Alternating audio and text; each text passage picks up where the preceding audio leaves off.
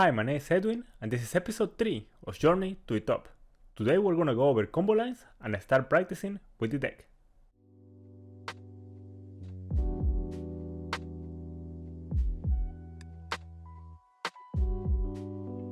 So the Ritual Beast deck has somewhat of a reputation. Jesus, it's one of the most difficult decks I think I've ever played. I'm gonna teach you how to play the hardest deck in Yu-Gi-Oh! This deck is again very complicated to play. So with a deck this complex, how do we go about learning it? And more importantly, how we simplify this complexity into steps we can follow?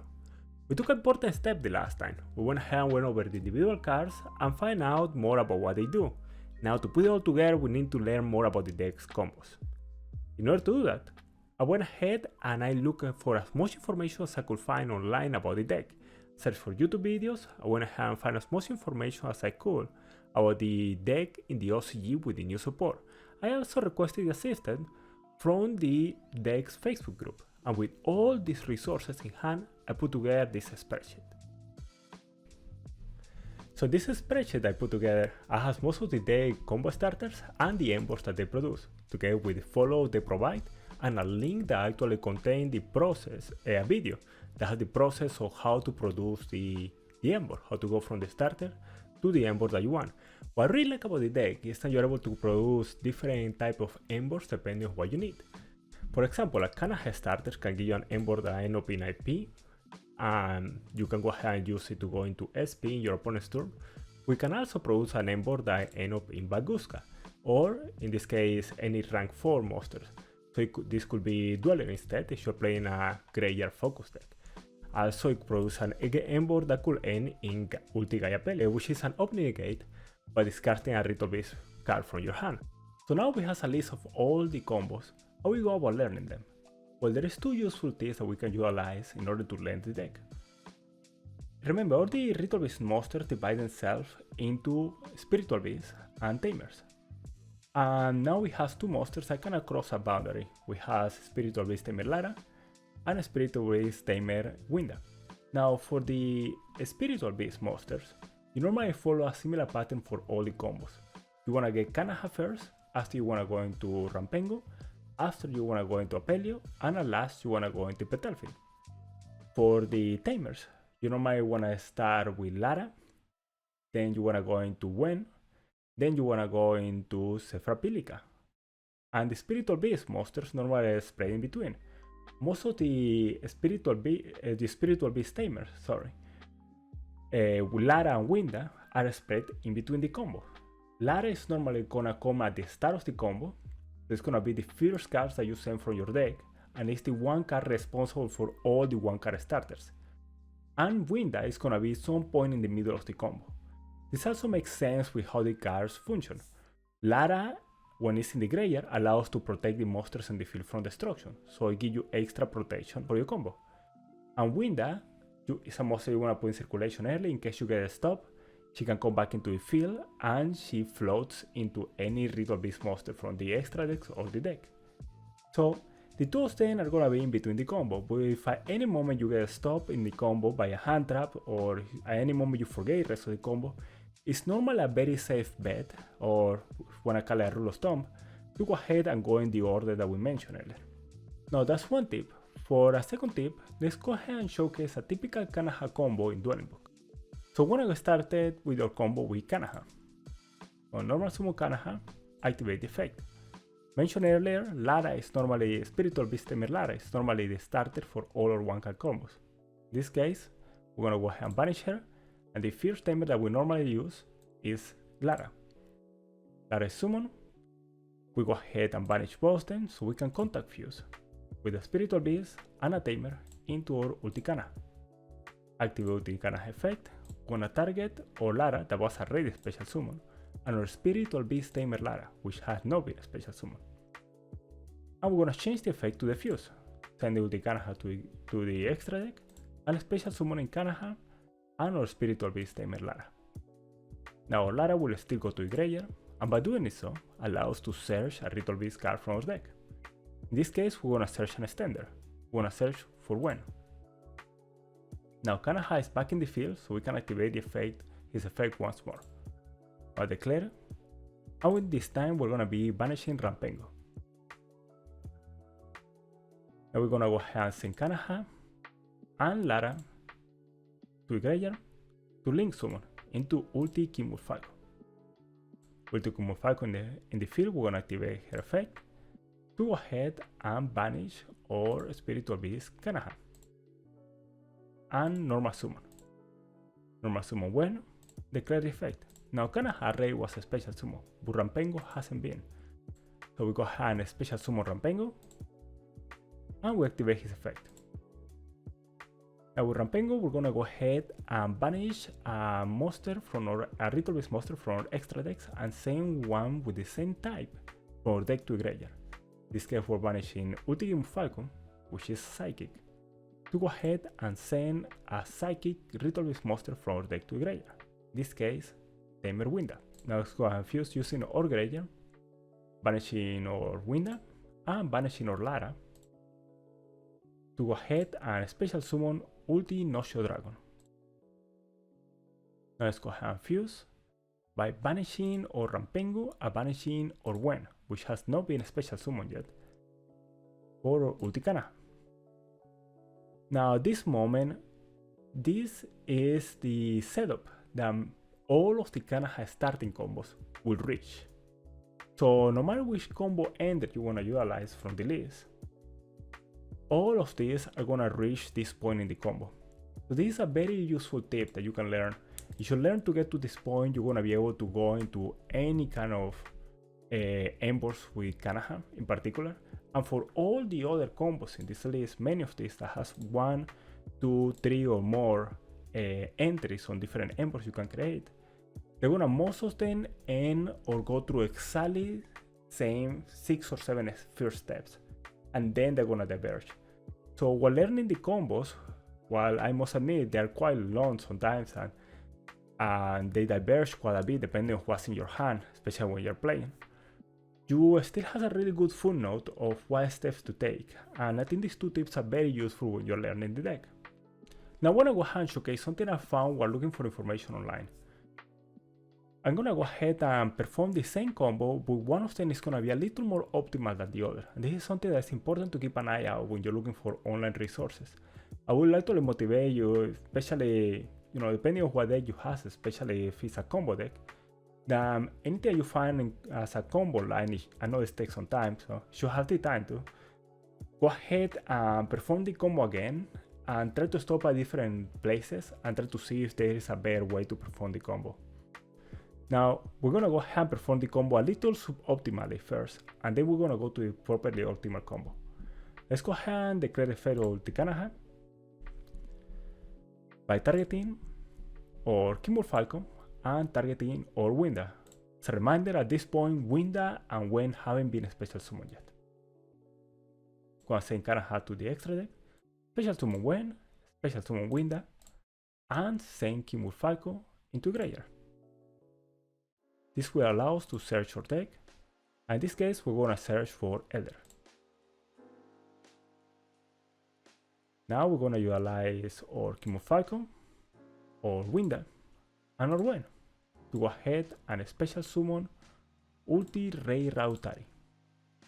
Now with Ulti-Ray Rautari in the field, we're going to declare his effect.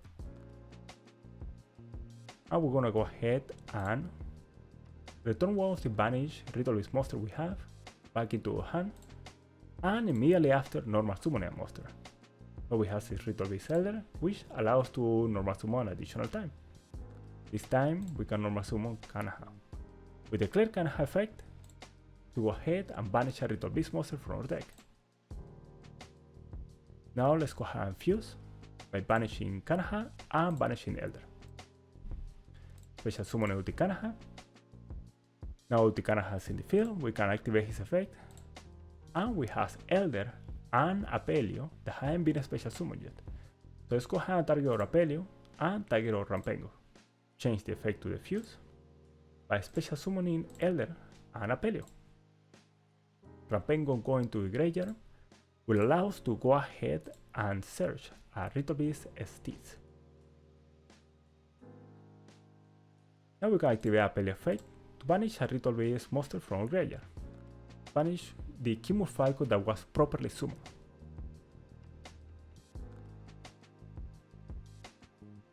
Now we go ahead and set Steeds and use our Apelio and or Elder to go into IP's Masquerena. Now in this final setup, we have Rey Rautari that will allow us to banish a monster, banish a card the opponent control, and banish a Ritual Beast monster we control. IP Masquerena, which will allow us to go ahead and summon SP Little Knight. We have Ulti Nocho Dragon, which can actually tag to the extra deck and special summon Ulti Kimur Falcon, which is able to also tag to the extra deck and special summon Kanaha and special summon Lara. All of this in the opponent's turn. And we have a Ritual Beast Steed, which is able to destroy 3 monsters since we control 3 Ritual Beast monsters. Now this is a pretty good setup, but we can do a little bit better. Alright, we're back with our setup. Now our ulti-cannahawk can declare its effect. I'm gonna target Ulti Kimur Falcon, I'm gonna target our Winda. Again, Winda and Wen haven't been special summoned yet. So let's go ahead and change the effect by sending ulti-cannahawk to the extra deck and special summoning Winda and special summoning Wen. We send Kimur Falcon back to the graveyard to search your deck, this time for Ritual Beast Bones. Now with Bones in hand, let's go ahead and fuse one more time by banishing our Winda and banishing our Wen. Go ahead and special summon ulti-cannahawk and activate ulti-cannahawk effect. This time we're gonna return our Rampengo. As you can see, all of the array were special summons, so we do not have the ability to defuse this time. And let's return our Wen.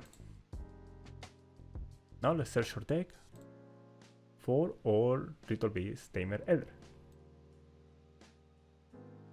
Let's activate Bones, which allows us to banish 2 Ritual Beast monsters we control and special summon a Ritual Beast monster from the extra deck. In this case, we're gonna banish Kimur Falcon and banish ulti-cannahawk. And we're gonna special summon our Ulti Rey Rautari. Declare his effect, which allows us to add a Ritual Beast monster that is banished to hand, and immediately after, normal summon. We normal summon our Elder, which allows us to normal summon an additional time. We normal summon Kanaha. Kanaha effect,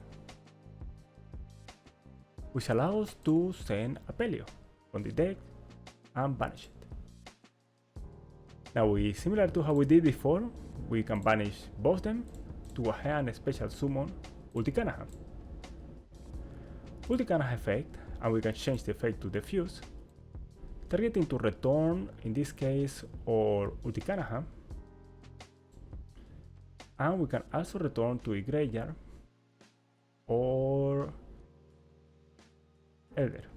And we're gonna change the effect to defuse, send this to the graveyard, send this to the extra deck, special summoning Elder, special summoning Apelio, and sending our fusion to the graveyard. This allows us to search, in this case, for our Ritual Beast Steed.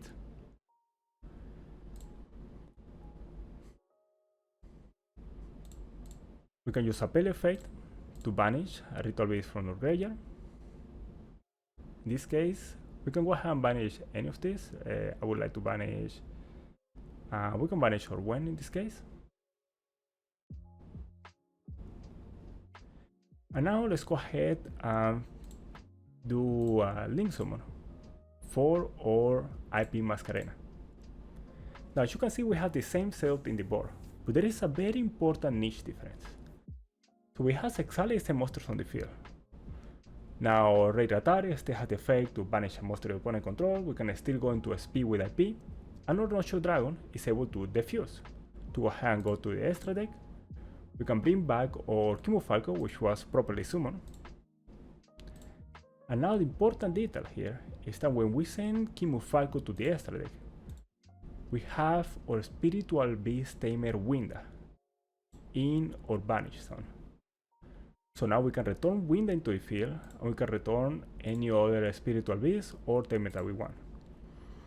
Now this is a very important change. Why I find important things like this are what make the deck such a complex strategy. Now Winda has the effect that she can float, so in the worst case scenarios your opponent is able to play through your negates. After you make SP, after you do everything, you have still another layer of protection that can help you survive the turn or that can help you as follow-up in the next turn. So I think more important details like this are very important to keep in mind when you're exploring the combos, especially if you look at the list and find something suboptimal. Feel free to let me know. With this spreadsheet, we have a reliable way to practice our combos, but in the last episode, we're missing a card from our deck, but now it arrived in the mail.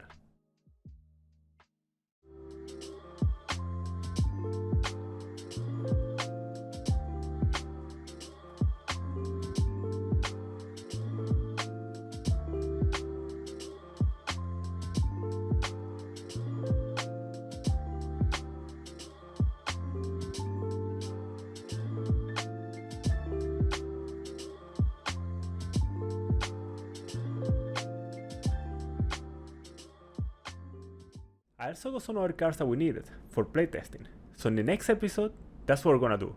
Playtest in person and online. Thank you for watching Journey to the Top. I'll see you next time.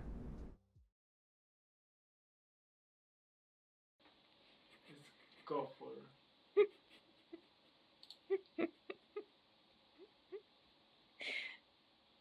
Hi, Willie.